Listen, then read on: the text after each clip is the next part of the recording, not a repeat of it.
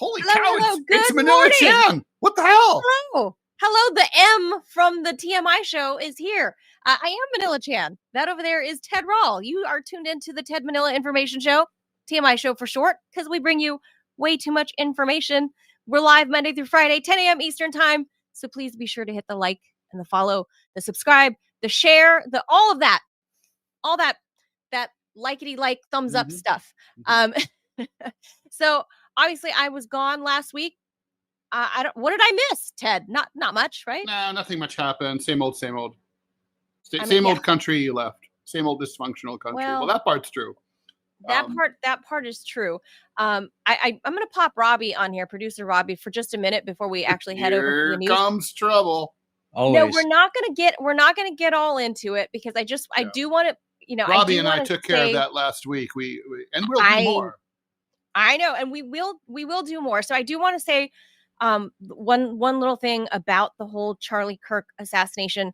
I was at the doctor's office in the waiting area when the news broke, and I went, holy shit. And so where else do I go but to Twitter? And I made that mistake, and I got an up close and personal, not knowing what I was about to see. Right. And I was oh my God, it was horrific. It was so horrific that I initially wondered if it was AI, just because the splurting was so spectacular. It was like it did look like a Hollywood movie. But then I remembered, honestly, from my weird wart story, that there's a lot of pressure in certain arteries in the human body, and it really does splurt like that, like in a Sam Peckinpah film or something. It's just like it can, depending on where it gets punctured. I think the reaction that the other people in the waiting room, that they saw how I reacted, and they all looked over at me because I literally just went, oh my God. And I just closed my phone, and everyone was looking at me, and I had to regain composure because I'm not going to explain to a room full of strangers. These things all happen they always happen on a beautiful sunny day. 9/11, JFK assassination. I mean, one exception would be Martin Luther King. I think it was at dusk, at the hotel. But normally it happens in a beautiful random midday week, right? Midday in the week. And the key is to never do any public speaking when the weather's nice. Oh my God. Just only do it on a cloudy day. Not only was I appalled at how it happened, but the whole surrounding case, we can get into all this tinfoil stuff, which we are going to save for a Rumble premium episode, because the three of us have some overlap. I overlap with these two boys. Three discretely different opinions about all this. But very different. Yeah, very different opinions. I've got a lot of tinfoil hat going on. Robbie's got some white male rage. Ted's got some, hey, leave the true leftists out of it. Yeah, I want to be clear here. True leftists have not had this is a liberals thing, right? They're so upset. I mean, but the liberals have co-opted the term leftist, though. Well, and of course it doesn't help that you have people like Trump saying the radical left. Please, I've been looking for the radical left since August 26, 1963. Where are they? Please get in touch, boys. I mean, Well, this isn't a white rage thing. This is a common decency thing. I mean, you can disagree with somebody. It doesn't give you the right to blow their head off. Right. 100 million %. So I mean, so seriously, if that's your go-to position, from the very bottom of my heart, screw you. Now the thing is, I mean, the thing about Charlie Kirk is, I mean, the argument that's being made. I guess we are going to talk about this a little bit. Just a touch, but you can't not, right? And the argument that is being made by Democrats and liberals is basically words can incite violence and brutality, and therefore words are violence. Charlie Kirk's, that's the thing. That's true too. And Charlie Kirk's words did that, is their argument, and therefore the implication, they're not saying it outright, but they're strongly implying he had it coming.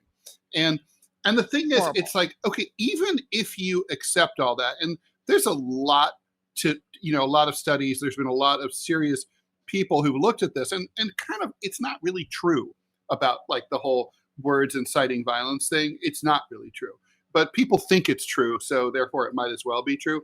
But let's just say you accepted that it was true. It's like, if you're really opposed to brutality and violence, let's say the genocide in Gaza, shouldn't you be focusing on people who maybe aren't just in favor of it? By the way, I have no idea what Charlie Kirk thought about Israel. No idea. Well, we can get into that on a premium. We'll get to that in a premium. Was he a Zionist? It was evolving. No, yeah, he was. It was evolving. That's what we'll say. It was evolving. So I've said a lot of this for the premium episode, but he was kind of having a fallout. He was under a lot of pressure by the Israel lobby not to have Tucker Carlson or Dave Smith on at the last Turning Point USA conference that they had. Gotcha. He disregarded them because he was actually, to his credit, wanted to hear all sides of the issue. And he's besties with Candace Owens, who, although I will say he didn't really want to have all sides of the issues. He's never had a communist or a socialist to talk to. If he did, not that issue. We're talking on any about issue. Palestine. On any issue. Robbie's talking about Palestine and anyway, stuff. So he was starting to come around on and that. We are 40% of the country. Anyway, the point is that he but like, even if you accept that idea, I mean, that supposition, look, who is most responsible for the genocide? Well, it's the arms dealers, it's the policymakers in Israel and in the United States. It's those are the people who are responsible. And like, while we're sitting there yelling at, poor Charlie Kirk, right, who didn't have it coming, it's like, there are people who do have it coming, and they're getting away scot-free. That's all I'm going to say. Well, look, I met the guy one time many years ago at CPAC. He recognized me. I was coming up the escalator, and he was kind of leaned over, like right where the escalator was coming up. And so we made eye contact. He recognized me from RT. I recognized who he was, an up and coming young. Turning Point was during the first Trump administration. I don't remember what year exactly, but I know President Trump was there and Charlie Kirk was there. So anyway, I turned the escalator and shake hands, chit chat with him for a few minutes. And he was a towering guy. He's probably like 6'5", maybe 6'6". Yeah, he was really a big guy. Big, yeah. big strapping. Guy. Yeah, big strapping. Yeah, guy. big, like thick, like broad shoulders. Thick guy. Yeah, probably big worked guy. out a lot. Yeah. Mm-hmm. Really, really big boy. And I can say boy because he was young, in his 20s at the time. Yeah. He was and very here I am young. in my 40s. And that's another thing too that I would say to really people nice who guy, are, though. People who are like evaluating his legacy. He was 31 when he died, right? I mean, yeah. When I was 31, it was 1994. Let me just say, I'm a very different, far wiser, far more mature, far more experienced political pundit and prognosticator than I was when I was in 1994. And so, right. I mean, when you were 31, half a life ago. And this assassin's bullet denied him the right and the ability to possibly mature and grow, end up grow and have evolve, more nuanced views. Hell, he might have become a leftist one day. I mean, you never know. So the point is, the thing, and that's really that's the crime here. I mean, we're all going to die, but truncating someone's life is the problem here. The couple of minutes that we afforded each other, because obviously I was there for a job and he was there to do his thing or whatever. So we spent a couple minutes chit-chatting. He was super cordial. I remember walking away thinking, that's an impressive young man. But being whatever cordial, Manila, being cordial, I mean, seriously. No, but I mean, Hitler we was cordial. I mean, we chit-chatted. Hitler had it. Hitler would have had it coming. I thought he was intelligent. I thought he was very intelligent and very friendly and very, all of these things. And he Hitler was probably the original. But the point is, who was Charlie Kirk? Charlie Kirk was a guy who talked for a living. I don't know him personally. Just like us. Right. He just talked for a living and had opinions. He didn't. I had an impression of him. No Palestinian is dead because of him. 3, 4, 5 minutes chit-chatting with him. And all I can say is he definitely had a certain charisma to him that upon meeting somebody. There was a charisma to Charlie Kirk. And I remember walking away thinking that is an impressive young guy who was probably 25 or 26. Every member of Congress who ever voted for aid to Israel is far guiltier anything bad. Sure. And no one should have ever been concerned or talking about someone like Charlie Kirk. They should have been. If you really are trying to hold people accountable for doing and saying bad things, he's like on number 50 million 4,000. You know what I mean? He says he's way down the list. Yeah. That's really my point here. Yeah, all I'm going to say is this before I go back to producer land, before we go way over and have a 2-hour long show, is words are not violence. Words are the pressure release valve that prevent violence. The reason how you get violence, at least political violence, is whenever you tell a segment of the population you do not have the right to speak out. You must sit down. You must shut up. You must comply. You do not matter. Your agency does not matter. You at best you are garbage or you're a bitter clinger. You have nothing to say here.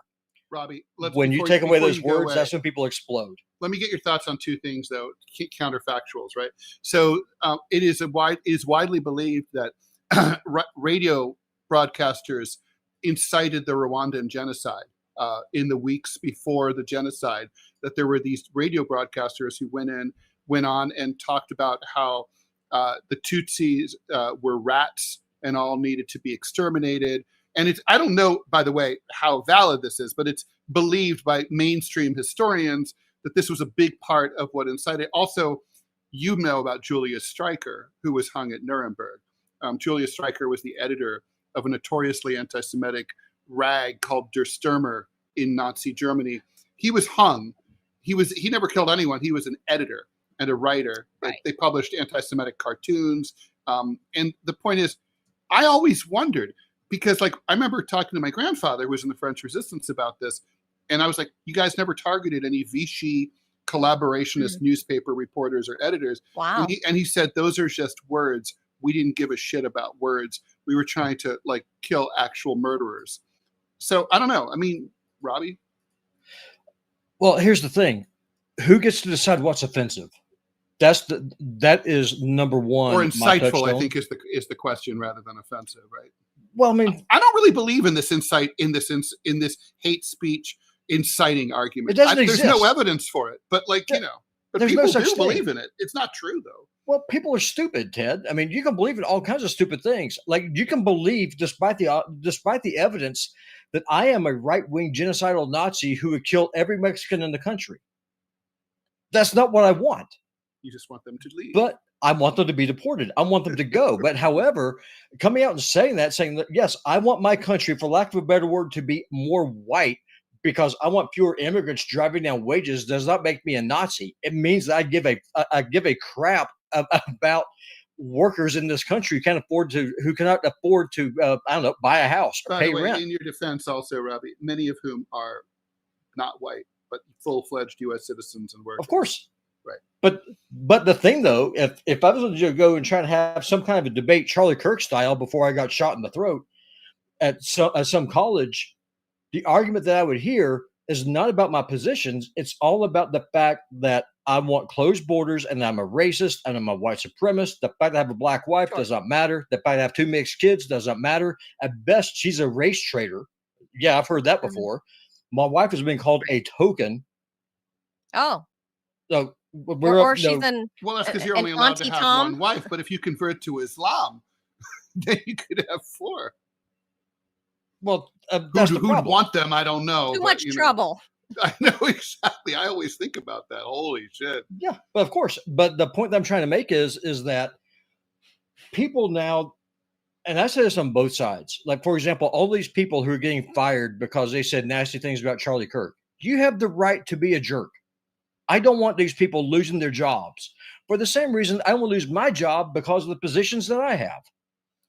When people cannot speak, they get radical. Right. When you can't use words, you start throwing rocks. That's the problem. You do. This does remind me of the fact that Charlie Kirk infamously maintained sort of a hit list online of professors who he thought should be fired because he didn't like their politics. Yeah, let me see here. And your little Doug Boo says that's a tough, rough take to defend. Yeah, listen, I agree. But if you give me enough time, I'll defend it, and I will make a case using actual logic and numbers. And we But will And do that's that's that the what thing we'll that we do don't on have Rumble anymore. Premium. That's Manila, what we'll do. great We'll minds. do on Rumble All Premium. right. So that's all right. So that's all. Thanks, I Robbie. wanted to put that in there on the live show. I'm Thanks, glad Robbie. we talked about it. And then we'll save all the hot takes for the Rumble Premium because I have some thoughts Super spicy. about super too spicy for YouTube. And there's some Cash Patel in there, and there's a little Epstein in there. There's some Netanyahu. There's just a lot in there. A lot of what my friend Max Blumenthal has said on the Tim Dillon show. And there's just lots to say about how we got here, Ted, and how I had a whole room at the doctor's office of people turning around to look at me over this. They little did they know. Little did they know, Ted. Already 10:22. All right, let's go. Jaws. All right.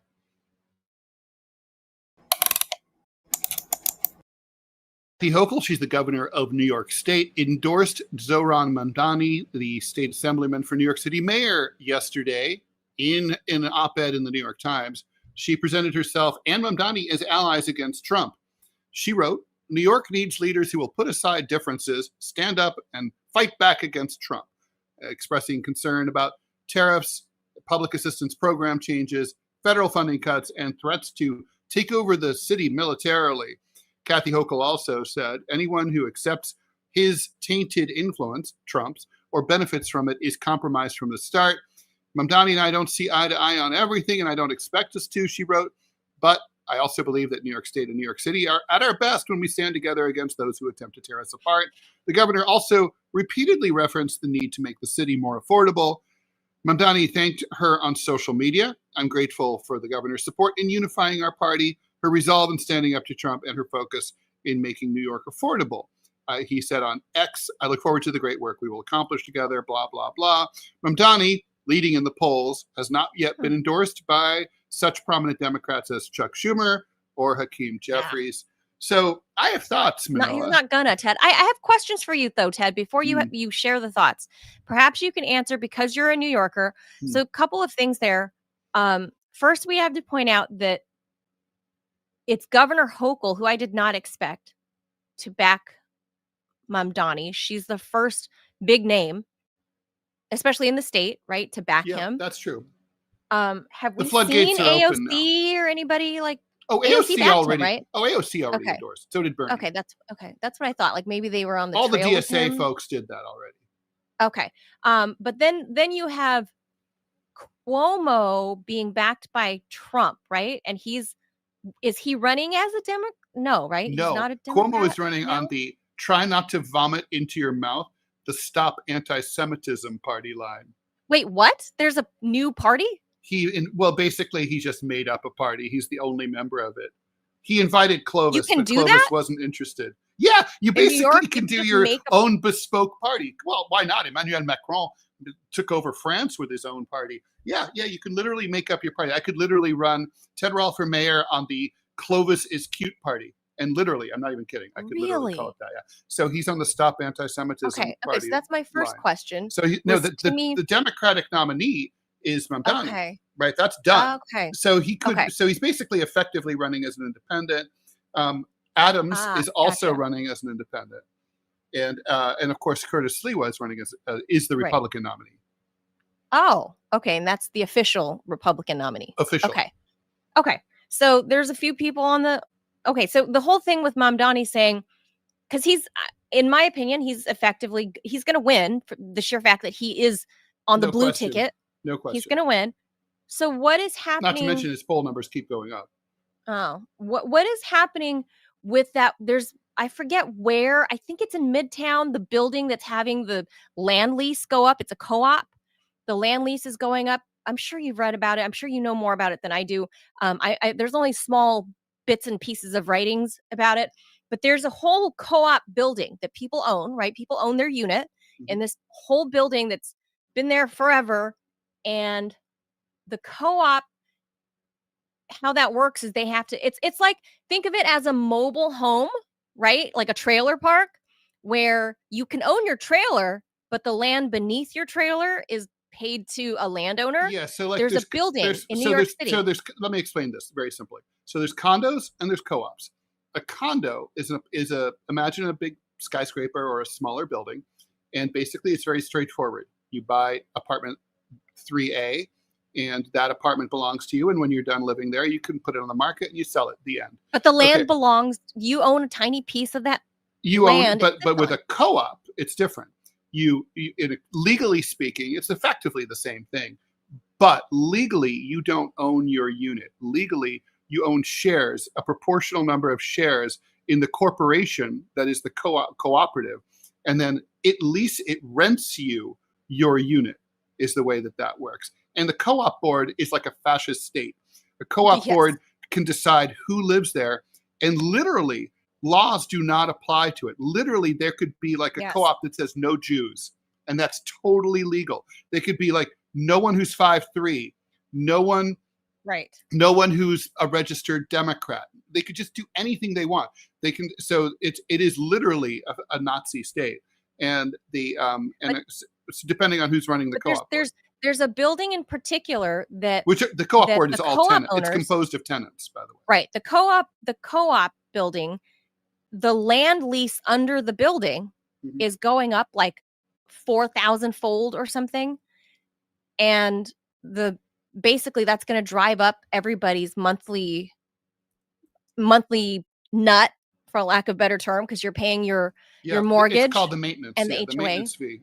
Yeah. So they name it different things in different states, but there's one building in particular, Ted, and I feel like we've discussed this briefly, but I feel like Mamdani really needs to address that for New Yorkers, because the land lease the prices of land in New York City, in Manhattan, have gone up so much in the past. What's happening? 40 years. I'm waiting for you to. No, I already said it. It's gone up like 4,000 fold. So everybody's going to be basically effectively kicked out of their co-op, and no one can afford to live in that building anymore. So if you've lived there for 40 years. You mean because of the property tax? Because of the land lease. There's a land lease. Like I said, I'm comparing this to a mobile home park, a trailer park. Well, I suspect Mamdani's not going to have much to say about this for the simple reason. Is there anything anyone can do? No, there's nothing you can do. I mean, first of all, you have to understand, in a city as expensive as New York City, anyone who's a homeowner is rich by definition. Okay, I mean, the median apartment rental in this city is $5,000 a month. If you move here as like a wet behind the ears college grad at 21, you are lucky if you can find a shitbag apartment for $4,000 out and like by the airport underneath the flight path. You'll be lucky if you find an apartment like on the ground floor with the rats, $44,000 a month. So many people are paying more. So people who own their own co-op or their own condo get zero political love from the masses. Okay, so no one cares about them.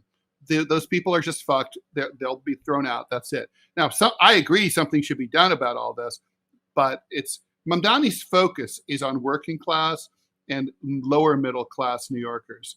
And by the way, what makes you lower middle class in New York is if you make under $100,000 a year. So it's like that's lower class. Lower middle class, yeah. Mm-hmm. Yeah, if you don't make six figures, you can't survive here.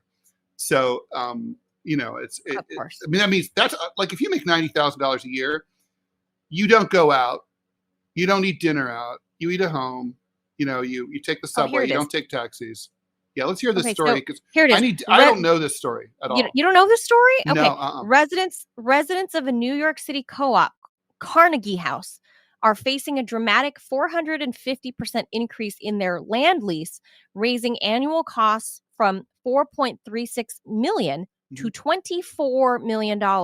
This increase could lead to significant financial strain on the residents, potentially resulting in loss of equity and displacement. So that's just a summary, the AI summary of what's happening. So Carnegie House. Well, that's the building. The problem here, Manila, is that this is a structure that shouldn't exist. Proper co-ops own their land. Okay, so like there's all sorts of poorly managed co-ops, and this is one of them. This never should have existed. Leasing the land from someone else.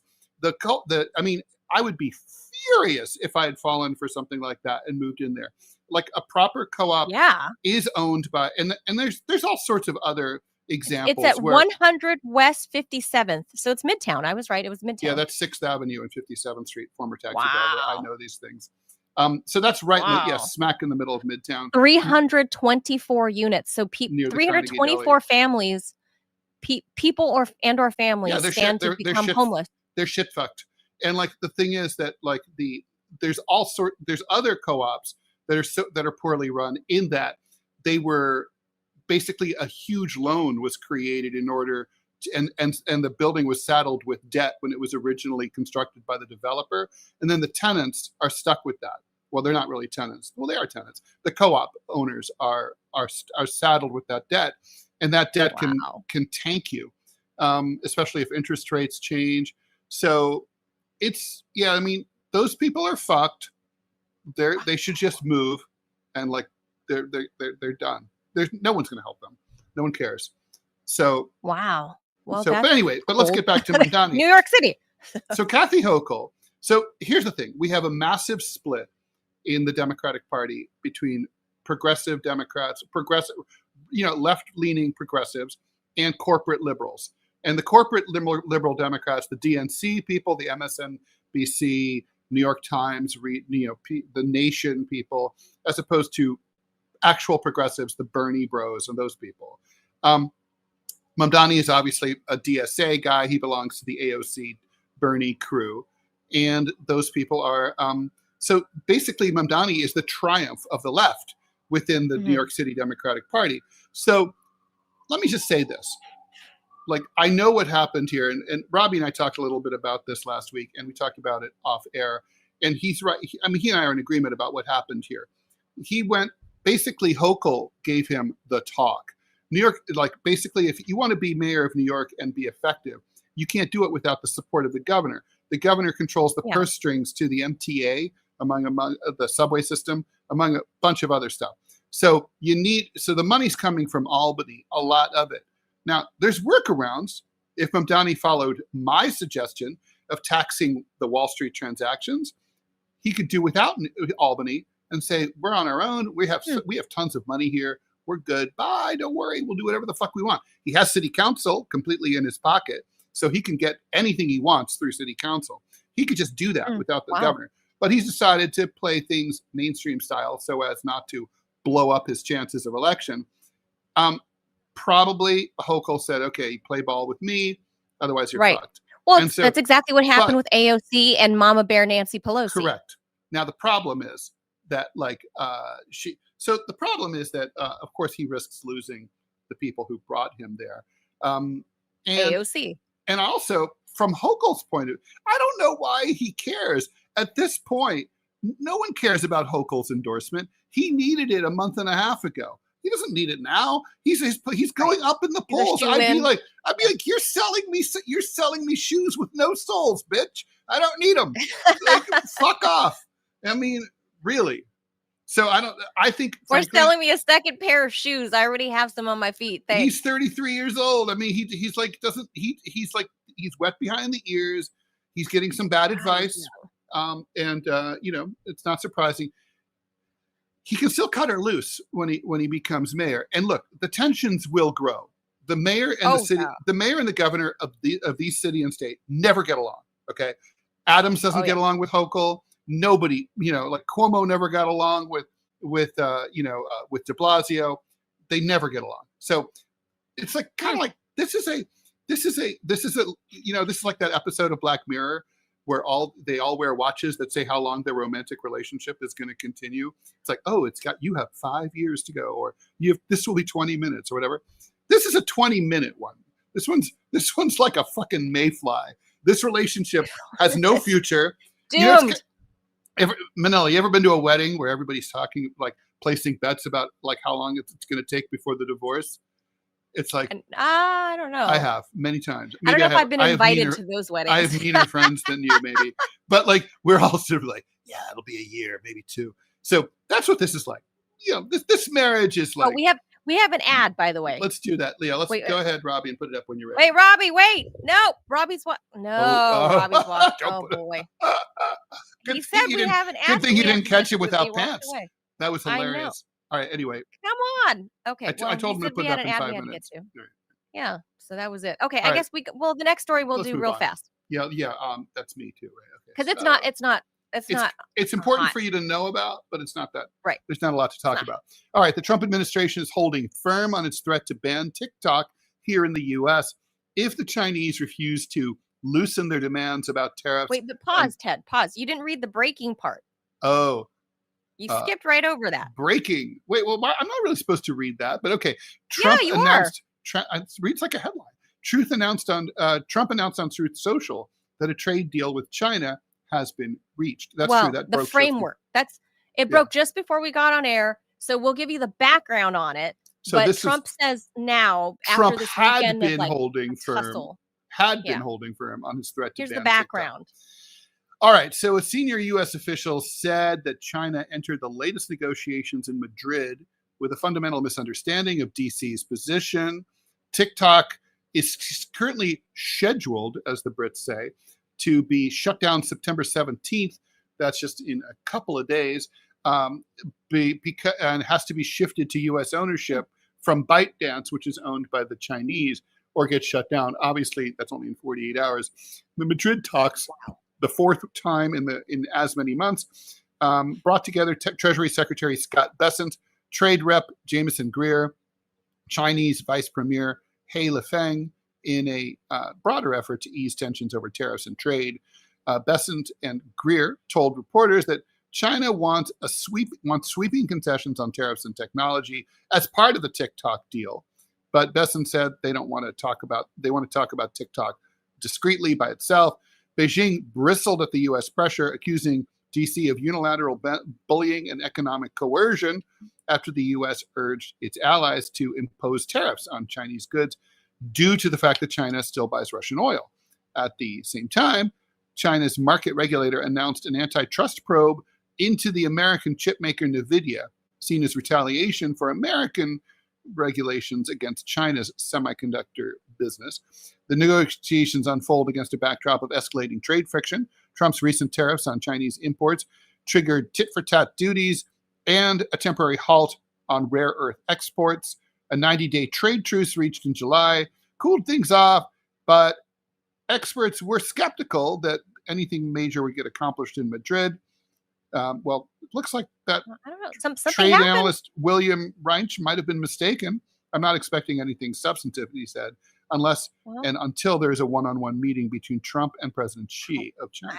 Something happened, Ted, literally from this morning at 7 a.m. when I put that story in there to moments ago before we jumped on air, that Trump is truthing about a framework being reached. Mm-hmm. And I find it kind of ironic because, remember, Trump was the first one to float the idea about the TikTok ban, right? And then Biden comes into office, and then he moves forward with making that a law, right? He signs it and says, this is going to happen. We're going to ban TikTok. You're going to either sell to an American here's the framework. Or it gets sold. So it looks like ByteDance is going to sell, according to the New York Times, breaking 3 minutes ago. We don't know, but they're going to sell. This is going to be announced on Friday. It's an agreement between what they described as two private parties, and would then shift TikTok into a U.S.-controlled ownership. So some kind of American company is buying it. You want to? Who do you think it's going to be? Alphabet or someone like that? I don't know. Last I heard was what's the show you had me watch? Shark Tank, Mr. Wonderful. What's his? Kevin O'Leary. He made an offer. Yeah. He's apparently really, really hot to trot on it. So I don't know if it's him and his people. That could well be. That was the last I heard about He's got connections within the administration. So that looks like that's what's going to happen here. They apparently. Do you think the Chinese caved, Ted? I mean, because of TikTok? I mean, really, did TikTok? Doesn't that then speak to the whole idea that TikTok is under the control of China? If this whole time they've been saying it's not, but now that the idea of TikTok coming into play in 48 hours, they suddenly cave. It does imply that. So, right? Manila, this is pure speculation at this point, but that's what we do. My instinct tells me that what's going on here is that the Chinese did get Trump to back down on tariffs and trade, and basically in exchange for throwing TikTok onto the bus. So the Chinese are like, you can have TikTok, fuck it. But they're like, fuck it, all right, whatever. we don't care Fuck about TikTok. that. What we really give a shit We about. have Red Note. Like, yeah. That's what we really want is the big shit, the semiconductors, all Right. that stuff. We care We about. want the We don't. business deal. We kids and their silly dances. Fuck them. I think that's.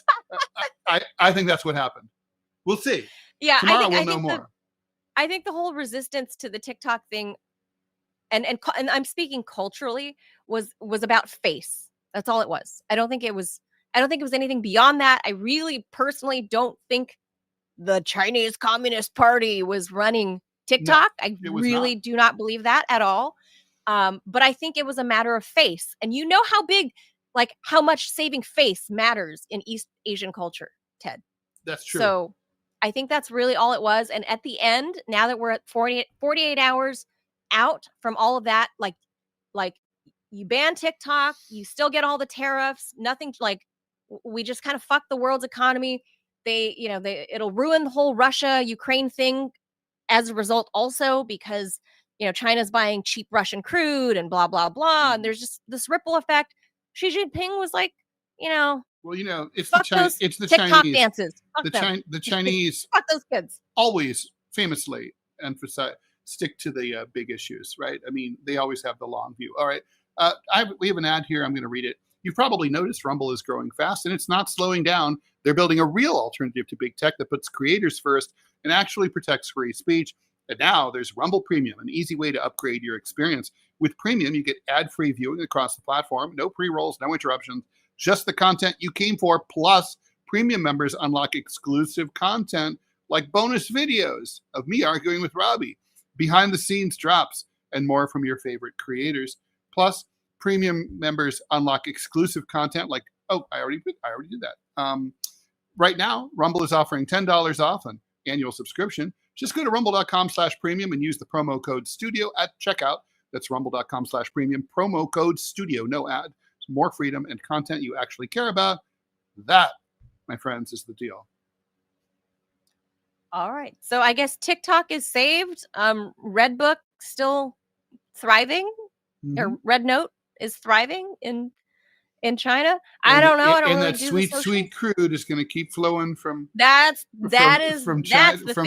to China. That is the thing, Ted. Mm-hmm. The sweet crude. Mm-hmm. All right.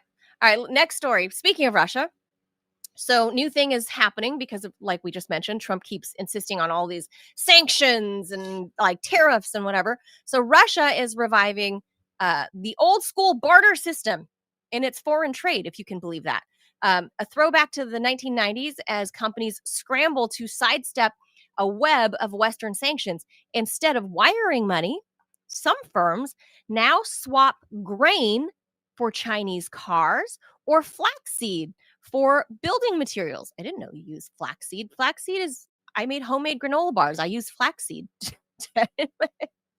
Oh, who knew? The trend underscores how the war in Ukraine has warped trade flows for the world's largest resource exporter 3 decades after Moscow embraced global markets. Since the 2014 annexation of Crimea and the 2022 start of the Ukraine war, the U.S., Europe, and allies have stacked up more than 25,000 sanctions on Russia, cutting major banks from the Manila, SWIFT system. If they get to 26,000, that will really do the trick. That'll do it. Yeah. Ted, 25,001. one away. Just one more, Ted, and that's just gonna do Vladimir Putin in. I'm telling you, that's why he's on the ropes. He's about to go down. Lindsey Graham is right there, like Mike Tyson's Punch Out. He's ready, like that last one. Like that's what Lindsey Graham thinks he's doing. So right there, we need one more, according to Lindsey Graham. So officially, President Putin boasts that Russia's $2.2 trillion economy is growing faster than those of the G7. Not wrong. Behind the rhetoric, however, there is some high inflation. The central bank says the economy has slipped into a technical recession, and key trade data shows a 14% drop in surplus this year. That's in surplus, though, so the language, barter appears because it's hard to trace. Reuters found at least 8 goods for goods deals, including Chinese metals traded for Russian marine engines and flax swaps worth about $100,000. In one deal, Chinese buyers purchased cars in yuan while Russian partners bought wheat in rubles. Then the two sides simply exchanged vehicles for grain. Russia's economy ministry even issued a 14-page how-to guide for such deals and proposed a formal barter exchange. Analysts see the barter system as a symptom of the de-dollarisation and mounting liquidity problems. Trade statistics hint at a bigger scale than officially reported, with a $7 billion gap between customs and central bank figures. Moscow's customs service confirms barter occurs with a range of countries, though it calls the volumes small. For Russia, this is deja vu. After the Soviet Union collapsed, rampant barter bred confusion and scams. Today, cash is plentiful, but sanctions pressures revives this practice. Other workarounds, crypto, cash couriers, payment through friendly banks, we'll call it. Those are all in play, yet many traders view direct swap as the cleanest route. As one industry insider put it, in a world of frozen bank wires, quote, business is simultaneously applying 10 to 15 different payment methods, and barter is back on the menu.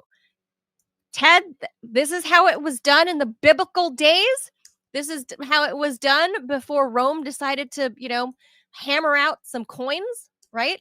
This is how things were done. I know Robbie's got ideas about that. I know with the whole invention of coins and money in the Roman era. Please weigh in. The Russia and China are bartering, you guys. Like, they're like, hey, I have a bunch of flaxseed. Like, who knew it was worth that much? I have a bunch of flaxseed. That car sure looks nice. Can I get that car? I'll give you this, this truckload of grain.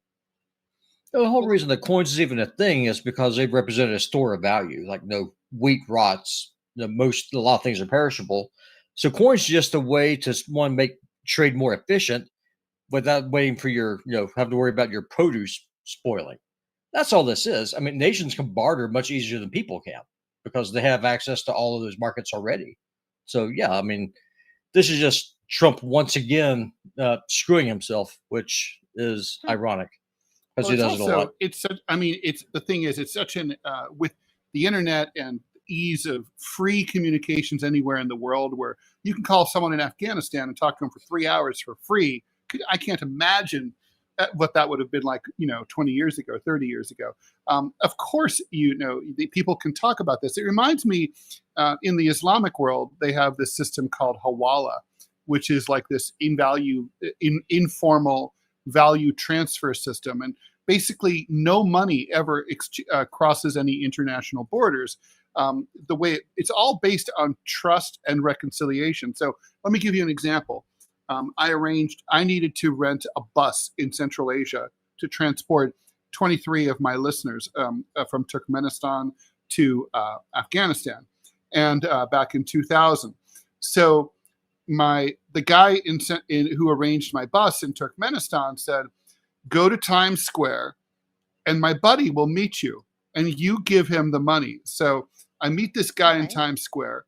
I give him several $1,000s, and he doesn't send that money to the Turkmen guy at all. He keeps that money. So meanwhile, then, and the way it all works is those two guys know each other. So it would be like, let me give you an example of this. So, but anyway, long story short is, it's like sometimes, he has to do the guy in Turkmenistan has to do something that the guy in Asia needs, right? So basically, that the guy in New York needs. So maybe the guy in New York is like, hey, will you buy my wife in Turkmenistan a car? And he's like, okay. And it's like, all right, $6,000. And he pays $6,000. And so say the guy in New York is like, net, you owe me $3,500. And that's sort of like they keep tabs that way. It's all just basically like IOUs and chips, which is how money started, as IOUs, as Yeah, you yeah. know, as Robbie alluded to. So it's kind of fascinating, and countries can easily do it. It's certainly not new. Well, I love and it's that we're going back to that, Ted, is because like I know crypto is supposed to be on this blockchain and supposably untraceable and not whatever. anymore. It's not. It's not. That's the thing. Like Well, it's the contrary. I love The cash. blockchain is what makes it fucking Right. traceable. Right. I Brr. love cash. I'm Asian. We love cash. I Cash love is cash. king. I love Cash cash. is king. Can't go wrong Um, with cash. And True.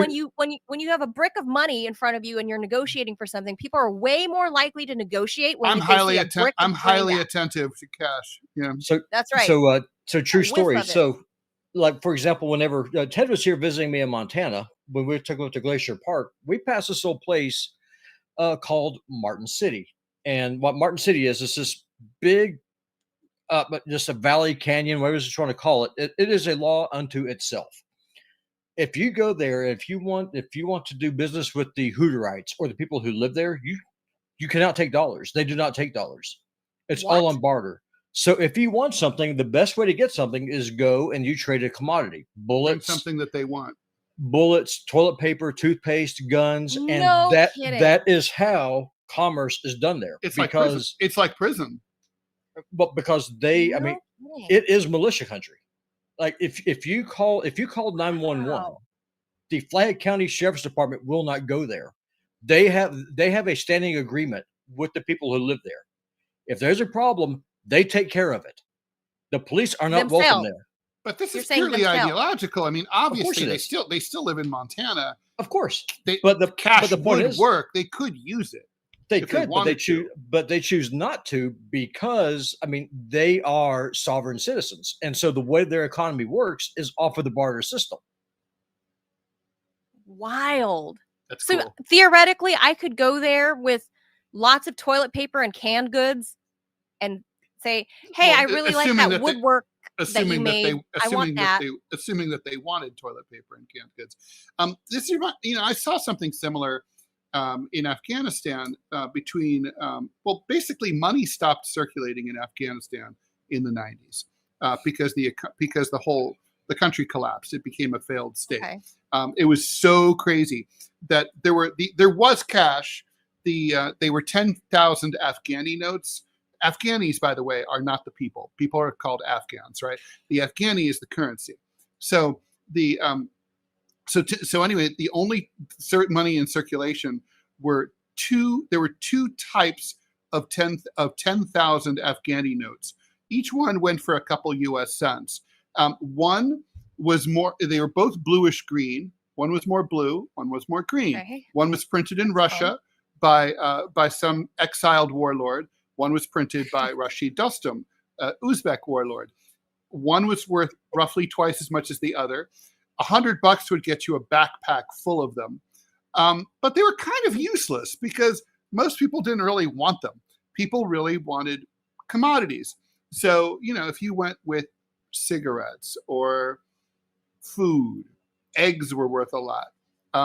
You have eggs a went question, Ted, for from $5 Krypton. each, roughly.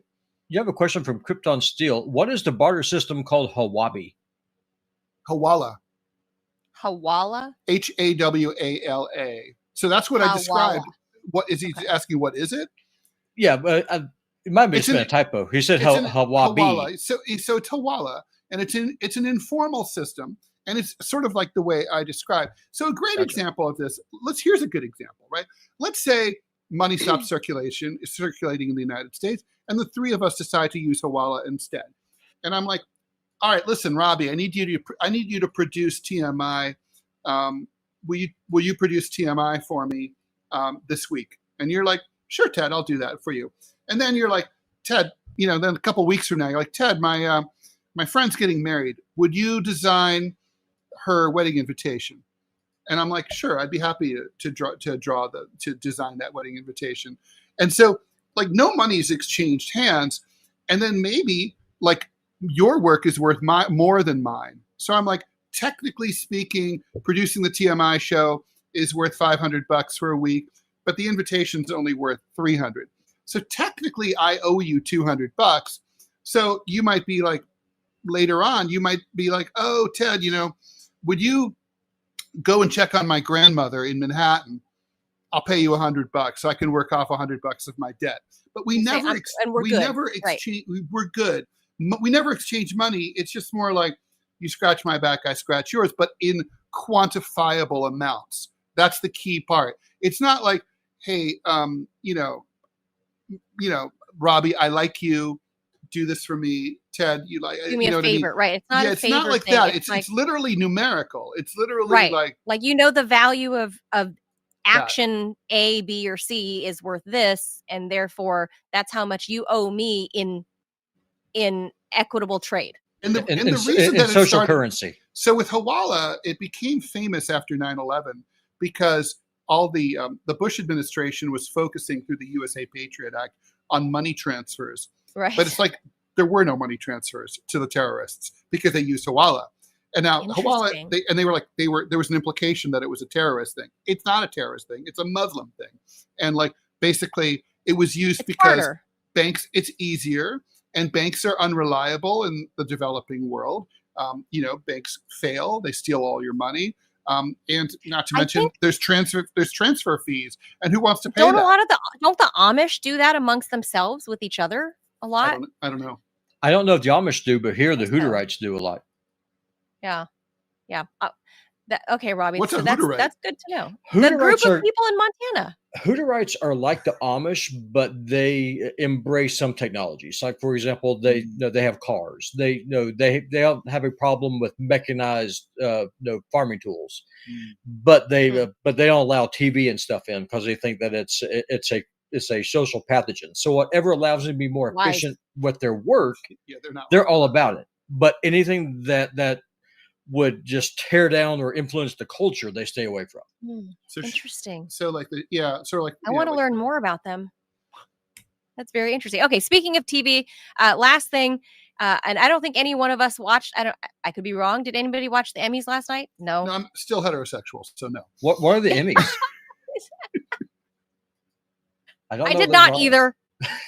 Exactly. So, but okay, so the Emmys were last night. Like, who cares? I feel like this is a big TV is dead, first and foremost. Like it's fucking dead.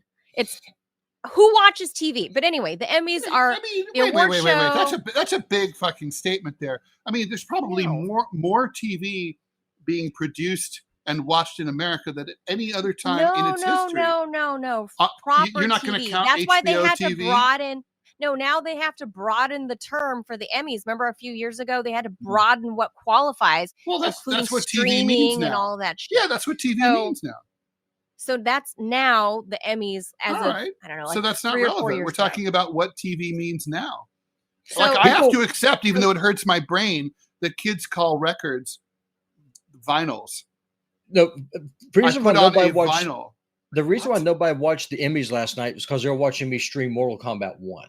So let's just be honest. I had higher viewers than they had. So. But what the Emmys are obviously an award show to self-congratulate, all these rich, shiny, pretty people. Who's reading this? You or me? Oh, I am. I'll get to the formal reading. But I'm going to read all of We're this. already at 11 o'clock. Let's read. The award show was last night. I don't know who watched it. I don't know, you guys in the Rumble room, in the YouTube room. Did anybody watch it? I'm just curious. I just want to take a poll. Straw poll. Did anybody freaking watch the Emmys? Probably not. So the Apple TV and Hollywood satire became the most awarded show. Well, you missed which. The top part. Studio. The studio. Sorry, it's called The Studio. And that's actually on my watch list because Seth Rogen, I think he's kind of funny. He's gross, but he's funny.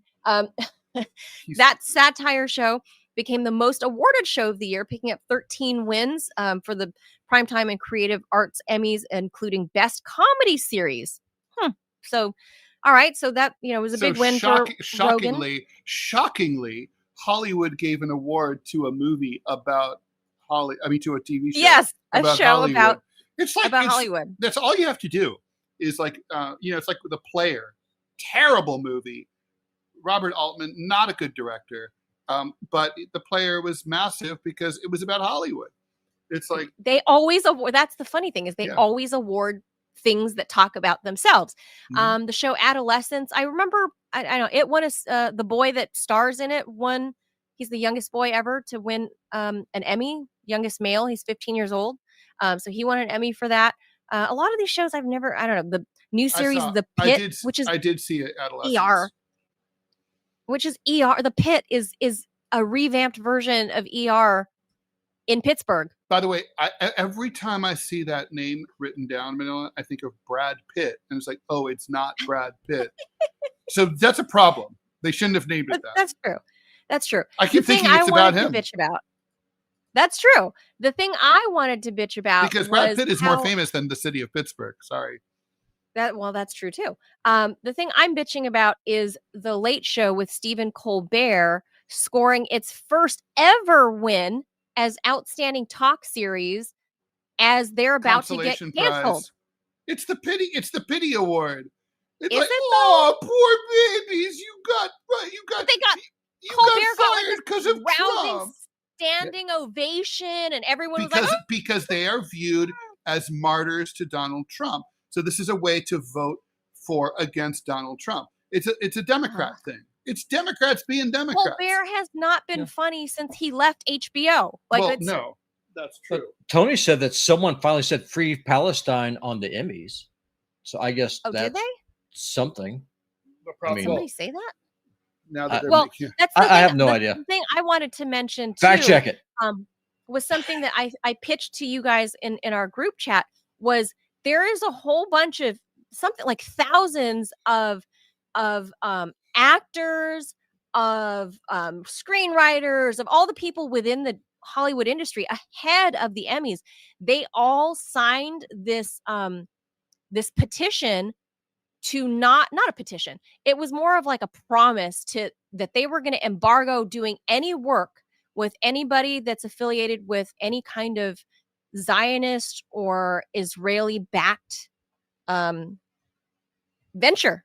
A bunch of actors, actresses, producers, believe it or not. That's a lot of blowback. I mean, I think that's crazy. I mean, what's funny is I think, look, honestly, I kind of hate these kind of boycott campaigns, and I think they're kind of gay. But like, and I wouldn't have signed it, even though I'm militantly anti-Zionist and militantly pro-Palestinian. And ironically, Paramount, where the Emmys were, or who was hosting the Emmys last night, was Paramount, and that's where Colbert airs. But you never know. They condemn the film boycott. But what if it's an anti-Zionist Israeli company? You're going to not work with them? I mean, I don't know. So they do exist. Emma Stone, Joaquin Phoenix, 3,900 industry names signed pledge. They say that unless they're not going to work with these Zionist films. The interesting part is, Manila, they're not scared, which shows that Israel is being defanged. That's the issue. Because these Nicola Coughlan, they would never Andrew have done Garfield. it. These are big names, Ted. These aren't like nobody actors. These are big names. Andrew Garfield, Harris Dickinson, Bowen Yang, Guy Pearce, Jonathan Glazer, Eben Moss Bacharach, Fisher Stevens, Abby Jacobson. A lot of Jewish names in here. Eric Andre, Elliot Page, Payal Kapadia, Emma Darcy, lot of big names. Joaquin Phoenix, Rooney Mara, a lot of big names, Ted. A lot of people are saying we're not gonna support any films that are backed by Israeli money. Right. Well, that's great. I mean, like I said, it's gay, and I wouldn't have signed it, but it does reflect just like that's how Israel is going to fucking circle the drain. It's just no one's going to do any work with them or for them. I mean, honestly, if I got a call 30 years ago from the Jerusalem Post, because they're famous for their cartoons, and they'd said like, "Oh, do you want to come work for us?" I would have. Now I couldn't. I mean, I'd be destroyed. So it's like, well. Yeah, so I'm about to say something really kind of racist, and I don't mean to. There's a dude on YouTube with a bunch of Greek letters. Sorry, I don't have a clue what the hell that means. So if Sacha Baron Cohen wants to make a movie, the rest of Hollywood will boycott him. I'd like to see that happen. I would too, because that guy's a complete schmuck, and he should be dropped out of a helicopter. That's my opinion. I don't know if he's backed by the state of Israel money or he's very very much so. Zionist. Oh, okay. The dude is he's He a and Se- wholly he- owned that's like subsidiary. he and Seinfeld are both like totally like licking the asses of the IDF. Oh, Yeah. really? I didn't know Oh, that. like there's Oh. there's photos of Seinfeld hanging out with the IDF and like playing with their weapons and stuff like that in Israel. Oh yeah. No. Oh yeah. I mean, Well, okay, he's so good at keeping it on the down low, but man, I don't like that, but I'm very capable of separating the person oh me from too. what they produce. I Right? like yeah. their I'll watch work. Borat anytime. He's funny as shit. Right. You know. I still watch reruns of Seinfeld like several times a Sure. week. Like, Yeah, no, I'll watch Seinfeld anytime. but I don't care. I did not know that. Did not. I know don't that. like Sasha because what he would do is he would go to these places, just working class people, and it's kind of like you know how the police will entrap people. That's what this cocksucker would do. He would go in, and he would just start in a really funny his funny kind of way, try and bait them into singing songs that he considers being anti-Semitic, and they would have done this if he hadn't been baiting them in the first place. And so then he goes and says, "Look, these Americans are racist. They need more diversity. Look how racist these uneducated, uncouth white people are." Like his song, "Drop the Jew down the Clovis well." Cam. It's a Oh. good song. I like that song. I have no problem dropping Sasha Cohen down a well and then sealing it up. It would be an improvement for the world. That said, that's what he would do is like he would go in and he would just try and just catch people who don't do this kind of stuff as a living and just do this crap. The guy's a complete Well, parasite. Kind of like punk, but that's like kind of like punked and stuff. So I don't. Of course, but then though he goes and then he testifies fault before him for that. Congress saying about how racist that Middle America and Trump supporters are. So he would go in, then Oh, use I see what you're this saying. manufactured It's crap like that he honey was doing. potting. He's 100%. honey potting. Yeah. 100%. The only thing he was doing is that he was using funny songs instead of Jeffrey Epstein's little girls that he was whoring out to people who he pays tax dollars to. Fuck them all. Oh, I didn't know. Can I be more I don't clear? know I don't know these things that they do. I just every now and again I try to watch new things like Shark Tank. I know they're not new, everybody. I know these things are not new. I get it. That's the joke. Is that I'm so far out of pop culture that I'm just now discovering Shark Tank. It's Listen, true. if you want to have good quality entertainment, follow me on Putin Bot Gaming here on Rumble, and come watch some entertaining, some fun pixelated tune into that. pixels By the way, get guys, killed. I should Fun. say that what Colbert's award, man, you could see that one coming 5 million miles away. Really? You knew that was coming? Oh, it's like when my colleague Ann Telnis, editorial cartoonist of the Washington Post, she got fired ostensibly for she didn't even get fired. Actually, she quit, and then she spun it as basically like she was victimized because her editor, Jeff Bezos' editor, didn't want to publish her anti-Trump cartoon, right?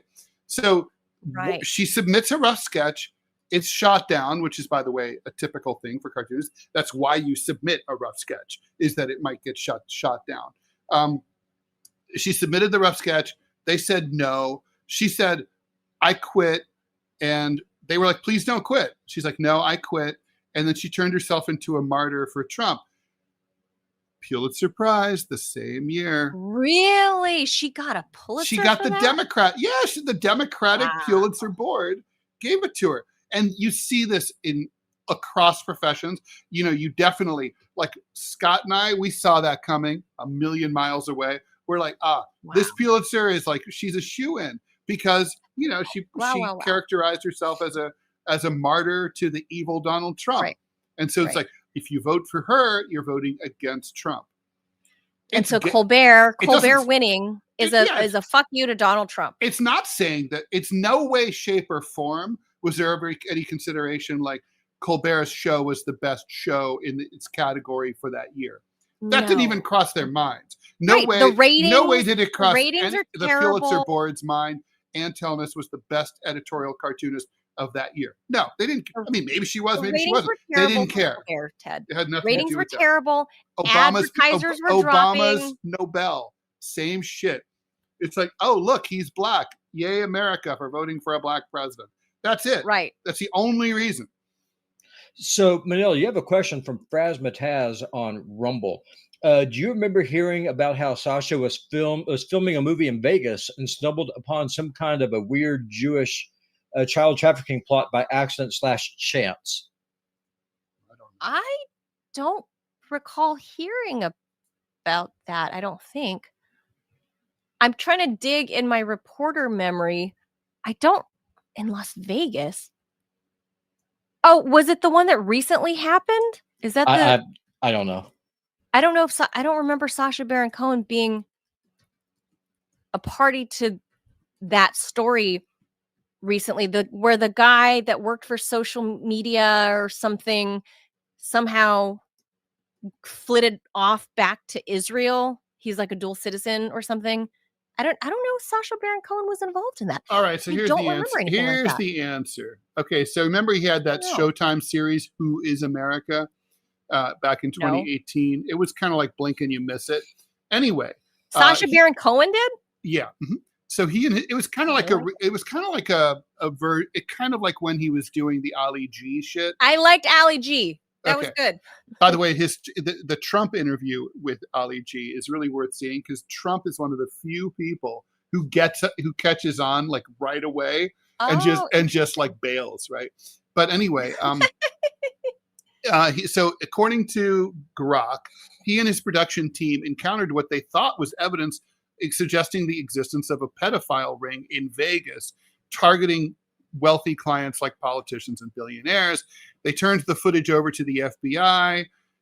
So basically, it was a segment exploring how figures like Harvey Weinstein got away with what they did. The conversation escalated when the character confessed to molesting a young boy. This is a fake thing, didn't actually happen. Rather than being shocked, the concierge offered advice on how to silence the victim. Sacha Baron Cohen didn't air it. He said that the segment was too dark and wrong and unsettling, so he turned it over. The FBI chose not to investigate. We thought maybe there was a possible ring in Vegas, but in the end, the FBI didn't agree. So this broke in Newsweek and in Deadline. So basically, weird. I did not know that. We don't really know. I mean, the FBI not pursuing it doesn't mean that it wasn't worthy of being pursued. Right. I mean, who knows, right? So basically, that's interesting. This is very shadowy. And Fraz, thank you for bringing that to our attention because I had not heard of that story. I usually don't keep up with weird. Who is America stories. Had a few. I saw a couple of episodes. It had its moments. Huh. I don't even know what shows. I didn't know he had a show beyond Ali G, and I only saw a few episodes of that, and I liked it. But I didn't know all these things about the private lives. Like I don't know. It's just that's not what I'm interested in. So when I see these awards shows, and mind you, I grew up in LA and I grew up going to these, like the Paramount lot, the Sony lot, and all that stuff. And I just thought it's just not for me. That life, these people, the parties, it was a lot of what Robbie would say degeneracy. I would say debauchery. Well, one thing that tells it all is if you go to a high-end party in New York City, the odds are the bookshelves will be groaning with big, heavy, important books that have been read. If you go to such a same party in LA, there will be zero books, and there will be maybe a collection of DVDs on the or more likely back just then, framed pictures of themselves. That's it. Back then, that's it. Why is that? Can because you it's a narcissistic town. Like they don't read. Their houses have like people's. If you do a book signing like in mansions LA, have mirrors everywhere. There's people LA don't read, man. In LA, New York people will be like, oh, what are you reading? Like maybe what Broadway show did you see? It's LA is have you been to the opera? In LA, it's always like, yeah. Oh, did you see this new show? Blah blah blah. Did you see the new show? And now there's a zillion things to watch. Did you hear the new whatever drop? Like that's. Is it because Hollywood is there, or is it just because they're dumb? Yeah. Both. Well, both. That's why Hollywood is brain rot, and that's basically it. It's there for social status. So I grew up kind of loathing these like red carpets, and because I lived and worked in that area, I really have a disdain for it because they shut down all the major thoroughfares, like the Man's Chinese Theater, and I'd have to go that route to get to work. Oh God, did I hate that every year? They like hated I it. have disdain All in those New York when they're awards. filming on a side street, and then there will be like some like goon like ordering you to stop, and I'm like, we're filming. They'll be, we're filming. I'm like, fuck you. ask me if I give a shit. I'm trying to get to my job. Yeah. Like, Also, fuck like if you really I no, need if to you go to really want work. people to be, if you want, then give me $20 to go around the block, bitch. One thing I So will for say, me, I hate all of that stuff. I love it. The Like if awards they do, thing, if they film in the hood, like people will deliberately like hold the set hostage by blasting loud music until they're paid off. here in Montana, Like, good for them. when they were filming Yellowstone, the people working on the sets and stuff, they were actually very polite. I don't know if it's because people here they were afraid of getting shot Culture. by the rednecks Yes. here, or That's it. but they were very polite. that one. They That should be one. more scared now that we can legally own guns in New York City. That one. That's what it is. I forgot Yellowstone really No, was an shot armed in society is a Yellowstone. polite society. I learned that in Afghanistan.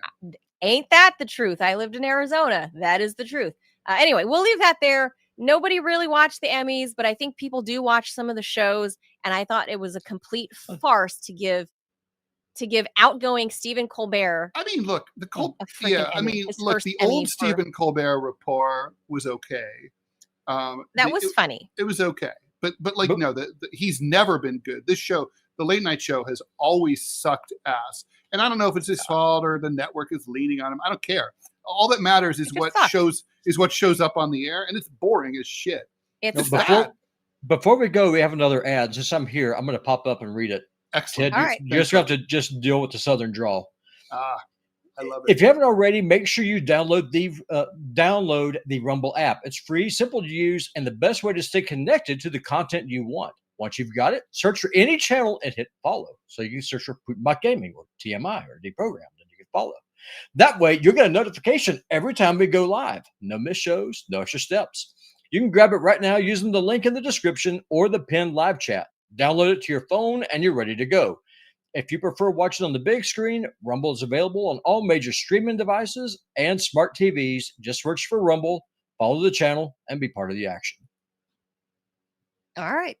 So that does it for this Monday. So this week we will be taping, the three of us, a Rumble Premium, and we will talk more about a different angle of the whole Charlie Kirk thing. Because I've got my tinfoil hat, and these two have their own different angle. culture. What do you mean a different angle? Well, rather than just like this is horrible and whatever. Well, we're not going to say it's okay because none of us. No, that's not the angle. But I'm going to bring my tinfoil hat, and you two have your two different views as white men. I'm just straight up tinfoil hat on this whole thing. Well, Robbie thinks there's a war on between left and right. I'm like, no, there isn't. Not yet, but they just give it a chance because you got to remember. I mean, we are at the mercy of the least rational, most pissed off person that's out there. That's the argument that I'm making. Well, that's a strong argument. It's a very strong argument. And that's why, yeah. But it's not. But it's like it is not suitable. I guess the question is. I guess I'm more willing to go along with the line that there is a war about to happen, as opposed to there ought to be a war. Because I don't think there ought to be a war, because this war will be fought against the wrong people. But you want a revolution. By definition, you got to have a war. Well, save that for the premium. I don't know about that.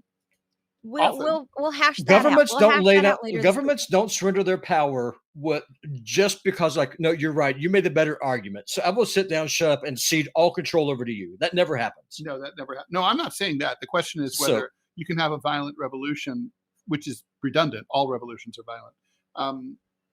Save that for the Rumble Premium. It's going to get too spicy. This is the teaser. For YouTube, and then we'll get banned. We don't want. Well, that's why we're going to do that. But no, y'all need to follow us here on Rumble. Become a channel subscriber here on the TMI show, $5 a month. That way you can see all the premium content.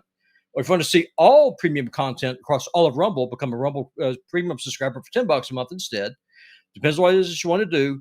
But I'll be off the chain. If you want to see why people think I'm a white supremacist Nazi, I'm about to show you why on tomorrow's episode. and even more cursing than usual. I'll be back at 5 p.m. Eastern time with John Kiriakou for Deprogram on Rumble and YouTube this afternoon. See you then. Thanks, guys. Adios. See you tomorrow at 10 a.m. Eastern. Thanks for being here. Bye. See you tomorrow. Bye.